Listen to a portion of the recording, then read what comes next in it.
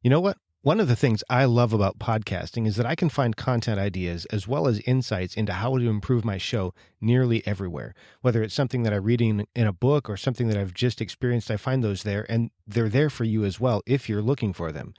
In episode 10 of 1000 Podcasters, I'm going to share 4 key takeaways that I discovered while attending my son's kindergarten graduation. When I'm done, you'll have those insights, and you'll also understand a little of how my mind works. It's scary. And how you can do the same. This kind of improvement that costs you a little bit, but maybe just a little bit of attention and a little bit of time, but it can make a huge difference over time.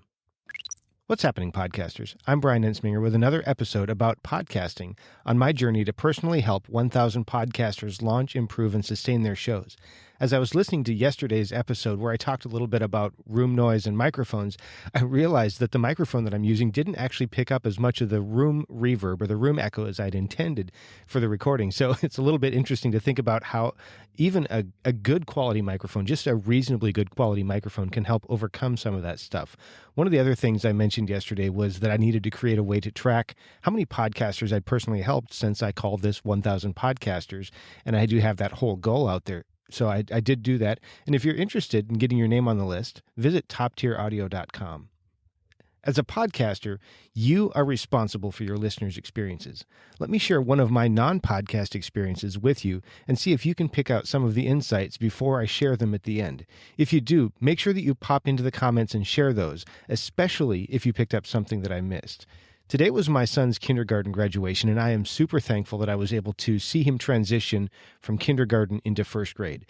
For my day job, we're moving to a different office, so I'm working from home, so I was able to do that, and I'm really thankful for that.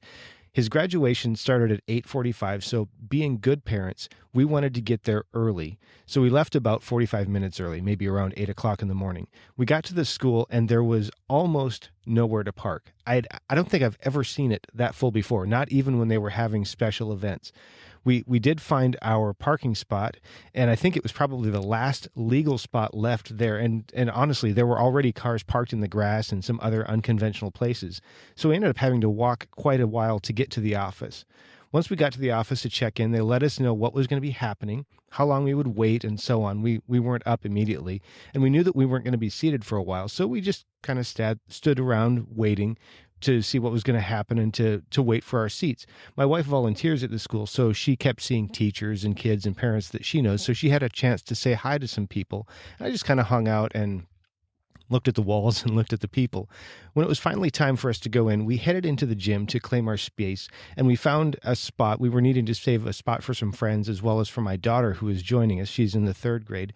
So we found a spot and we were sitting there. And while we were waiting for everything to happen, not really knowing how much longer it was going to be, because I don't know if you know this, but sometimes when a school has a start time, it doesn't exactly follow that, especially for special events.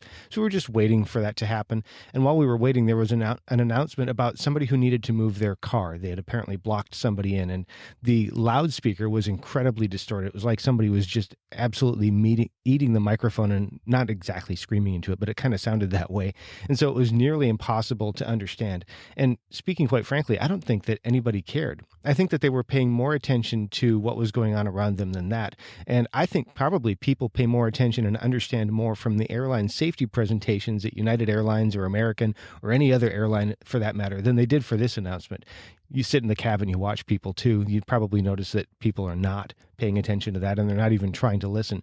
So it was a similar experience here, and they didn't do it just once. It was 3 times they made this announcement because people weren't paying attention. Maybe because there were a lot of parents that needed to move their cars. Maybe somebody was just being stubborn, or maybe they just didn't pay attention and they couldn't understand what was going on anyway.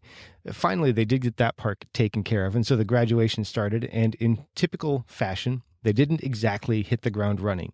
They started with the Pledge of Allegiance, and then they kind of shared a little bit of what was going to be happening and how the graduations would go. And then they stopped cold, and a teacher started reading all of us a children's book before they started the graduations. I don't remember the name of the book, but I still can't tell you why she felt compelled to read it. I did not get that at all. The kids didn't seem to care, and the parents already had their phones out to take pictures of their kids and their grandkids, so they didn't care as well. I'm going to pause here for just a second, because if you think of your podcast and maybe you have guests, this little insight, this is particularly applicable because you really have two audiences, right? She had two audiences, the kids and the parents. The kids were there to graduate. The parents were there to be watch and be proud. Nobody was actually there to hear the book that she read. And the same kind of thing can happen if you have a show with a guest and an audience. Your guest is there to share and connect. Your audience is there to listen and take action. So consider that when you think about the structure and the content of your show. Back to my story. Thankfully, after everything got started, they did start the graduation. The parents and the grandparents were able to snap pictures of the kids. Some of the kids were really cute. They didn't really know what was going on, so they would kind of meander around, and it took different amounts of time. It was really interesting, and they were on track. They went through 3 classes, 1 kid at a time, and we had some exciting moments to do that. Interestingly, while we all applauded for nearly every kid, people only actually seemed interested in their own. And that's another little key insight that you might want to capitalize on. About 75 kids later, everybody had a diploma of sorts, and they were off to have their refreshments. And I was left pondering what I could take away from that experience, because I didn't want it to be a wasted experience. And I tend to think that there's always something that we can learn or take away. Here are the 4 things that I took away. 1, make it easy. If we hadn't been sufficiently motivated, if we hadn't cared, we wouldn't have taken the time to find a parking spot, to walk all the way to the office, to stand around for half an hour, then to sit on benches in a sea of people for another 15 minutes. We would have just kept on driving, or we would have just left. And the same thing will happen for your show. Some people will love your content so much that they will endure difficulty getting it, but you're really hamstringing yourself if you make it hard. Number 2, set the stage early. Communicate what to expect, and then as a guide, as best you can, guide people through the process. I think about The Office and how they helped us understand what was going to be happening and how long it would take. So whether it's maybe a step-by-step set of instructions for how to subscribe to your show, or how you lay out your content to make it clear, you can help guide people through the process and through the content. Number 3, and I'm going to keep harping on this one, don't make people's ears bleed. When the loudspeaker came on, and it was nearly unintelligible. And I immediately thought of podcasts where the audio is so bad that I literally cannot understand what's being said, or I can't understand at least part of it.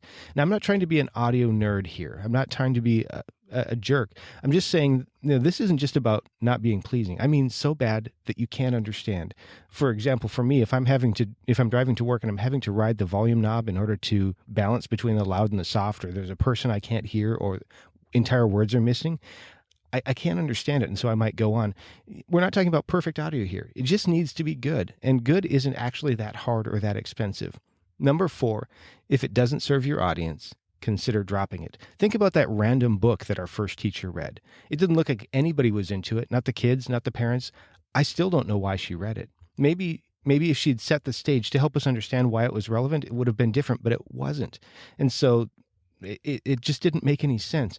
If she had done that, if she had helped us understand it, maybe it would have made sense. If you can't do that with your show, consider dropping it, because there's a lesson on both sides of this. If you can help guide people through the experience, kind of like I'm trying to do with this story, I set the stage for why I was going to tell the story. I told the story, and now I'm sharing the insights. Maybe you can do that. But if not, don't. You probably don't actually care that much about my son's kindergarten graduation, certainly not as much as I do. But now you know 4 things that I picked up from that experience that can make me a better podcaster and could make you a better podcaster. Maybe you even picked up some other stuff that I didn't think of. And if you did, take a minute to share that in the comments at toptieraudio.com/10.